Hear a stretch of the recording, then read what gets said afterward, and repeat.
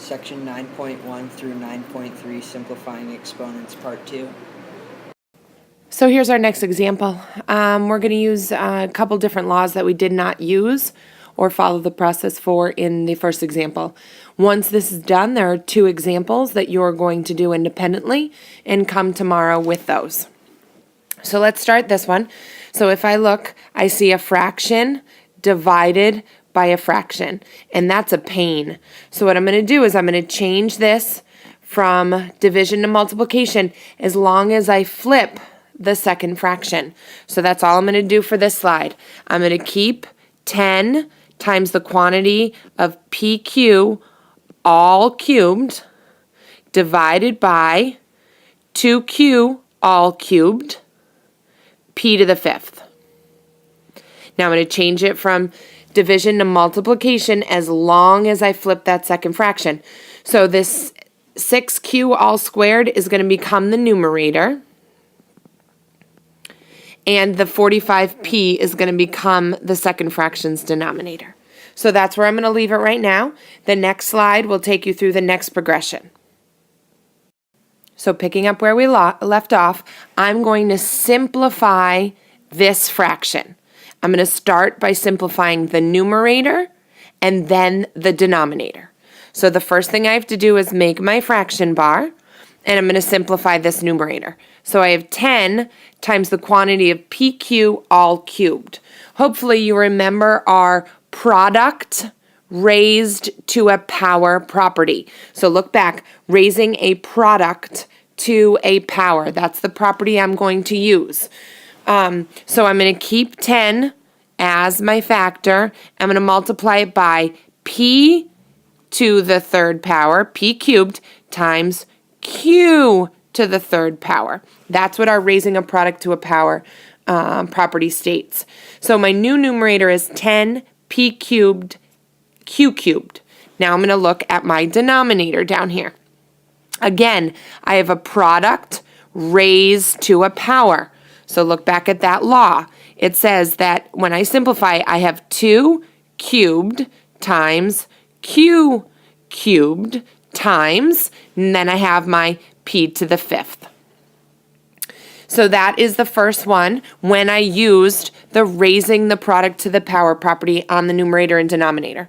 Now I'm going to multiply it by, now I'm going to simplify this one using that same law of the product, raising a product to a power.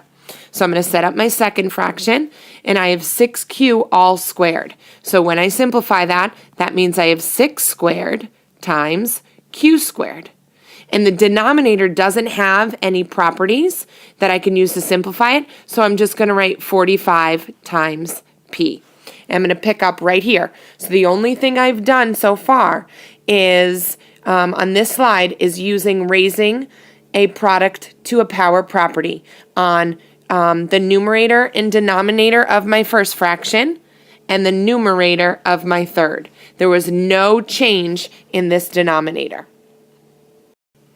So now I'm going to pick up here, and I'm going to multiply across. So I'm going to use my multiplication, I'm going to multiply across. Now again, this is only one way to do it. You can do it many different ways. Some of you might see some things that you want to do now. This is the way I'm going to show you. Remember, if we end up with the same solution and you followed mathematical law, then you're perfectly fine. So what I'm going to do is make my big fraction bar. I'm going to write my coefficients first. And I'm going to do it numerical. So I have 10 times 6 squared times P cubed times Q cubed times Q squared. So I just did my numbers, then my variables in numerical order. Now I'm going to do that to my denominator. I have 2 cubed times 45 times P to the fifth times P times Q cubed. So all I did was use the multiplication of fractions, multiply numerator times numerator, denominator times denominator, and make one large fraction. Now again, just like I showed you in the first example, I'm just going to focus on the coefficients to start, and then I'll focus the next on the variables. So I have a 10 times a 6 squared divided by a 2 cubed times 45. I'm going to break everything into factors and see what kind of factors I'm dealing with in my numerator compared to my denominator. So there's my large fraction bar once again. And 10, what is 10? 10 is made up of a 2 times a 5. So those are the factors that make up of a 10, and a 6 squared is made up of a 6 times a 6. So I broke all that down into factors. I could go smaller with the 6's, but I'm not doing it just yet. I have to figure out what I have left. In my denominator, I have 2 times 2 times 2 times 45 can be broken up into 5 times 9. So do you see how I broke some things up? By doing that, I can see some common factors that exist in the numerator and denominator. I'm going to hold that. I'm going to show you in a second. So across the numerator, if you look now at just variables, what do we have in common and what can be canceled? So if I look closely, I have a q cubed and a q cubed. And remember, common factor in the numerator and denominator cancel because it turns out to be a 1 divided by a 1. So therefore, what am I left with? I'm left with a p cubed in the numerator times a q squared. And in the denominator, I'm left with a p to the 5th times a p. So I'm going to pick up at the next slide right here. Here I am again. I'm going to focus on these coefficients. I'm going to look to see what I have in common for factors. I'm going to draw my large fraction bar so that I can simplify and work towards my new fraction simultaneously. I can see I have some common factors. I have a 2 in the numerator that's shared with a 2 in the denominator, and I have a 5 and a 5. So what do I have left? I have a 6 times a 6 and a 2 times a 2 times a 9. So that's what's left in the numerator and the denominator. So now let's focus on the variables. In my numerator, I can't simplify anything, so I'm just left with a p times a p cubed times a q squared. They're different bases, so I'm kind of stuck with my laws. And down here, though, in the denominator, I do have a p to the 5th times a p. If I just change that second p to a power, I can use the product of powers property. So p to the 5th times p to the 1st leaves me a times p to the 6th. Remember, we add those exponents when we're multiplying with bases that are the same. So this is what I'm left with. Again, I always seem to draw my fraction bar a little too long, but that's okay. I can erase it and go from there. So now my next step is simplification. All right, so we're here. So again, I always focus first on my coefficients. So that's what I'm going to look at. Here's my fraction bar that I'm going to simplify into. So if I look, I have 6 divided by 2. And I have another 6 divided by 2. And then I don't have anything to change that 9, so it's just going to stay a 9. So what do I have? What's 6 divided by 2? 3 to 1. And then what's 6 divided by 2? Another 3 to 1. And then I have that 9. So 6 divided by 2 is 3 to 1. 6 divided by 2 is 3 to 1. And then I still have that 9 in the denominator. So that's how I simplify my coefficients. And now looking back up at my variables, let's think about it in an expanded form.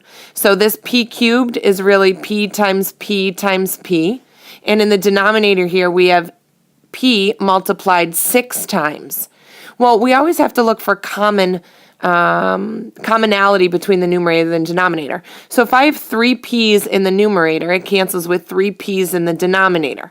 So therefore, technically, all those p's are gone. They've all canceled, and they've canceled with 3 of those in the denominator. So what am I left with? I'm left with a single q squared in the numerator, because those 3 p's have been dropped and canceled. But I'm left with, no longer am I left with 6 p's being multiplied. 3 of them were canceled. So I'm only left with p times p times p, which in exponential form is p cubed. So now let's just go about simplifying this, and hopefully you can see this. I'm going to save you a slide and do it right here on the same one. So I have 3 times 3 divided by 1 times 1 times 9. Well, what's 3 times 3? You should be thinking, well, okay, Mrs. Anderson, that's 9. And 1 times 1 times 9 is 9. So it gave me and produced another common factor in the numerator and denominator. But I have a q squared with that 9 in the numerator, and I have a p cubed with that 9 in the denominator. So technically I have one more step. Look at those coefficients first. Since there's a common factor, I can cancel. And it leaves me just that q squared and p cubed. So what's your final answer? Hopefully you can see it coming. So that equals, with the coefficients gone, my final answer is q squared divided by p cubed. And that's how we simplify. So look at the next slide. There's 2 there for you to do, and we'll move forward tomorrow. This is your checkpoint. Simplify the expression below.